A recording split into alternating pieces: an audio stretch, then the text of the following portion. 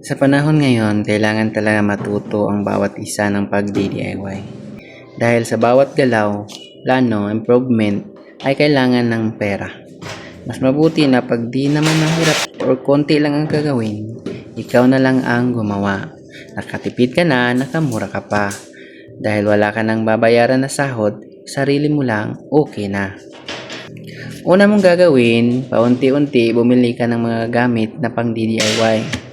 Kaya ng mga lagari, martilyo, metro, or ano pa, basta pang DIY.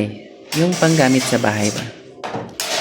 Tapos, kung gusto mo namang bumili or may pera ka, bumili ka ng mga power tools gaya ng grinder or cordless na barina. Pangalawa, aralin mo ang mga basics sa iyong gagawin. Manood ng video, di kaya magbasa ng mga tutorial. Ayun, umpisahan mo na. Dali, umpisahan mo na.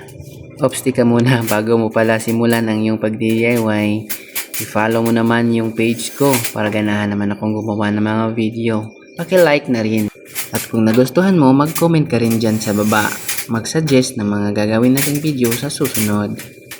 Dahil minsan talaga, wala tayong maisip na mga magandang content kaya pag may mag-suggest at kaya naman sa budget o kaya naman sa ating mga gamit, gagawin natin. Basta related lang po sa content na ginagawa ko tulad ng pag DIY sa bahay, gumagawa ng mga box, sound system, o di kaya topics about sounds, basta mga basic lang. Hindi naman tayo gaano kagaling tulad ng iba. Yung alam ko ay yun lang din yung kaya ko. Pero pag may mag-suggest sa mga gagawin ko or gustong content, baka may idea din kayo. Huwag kayong mahiyang mag-comment dyan sa baba. Kung umabot kayo sa part ng video na to, maraming salamat.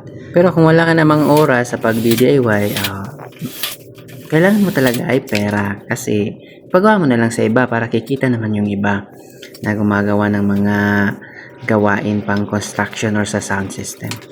Dahil para sa akin, napasok ko ang pag-DIY kasi kapos sa pera kailangan na ako yung gumawa para makatipid ako.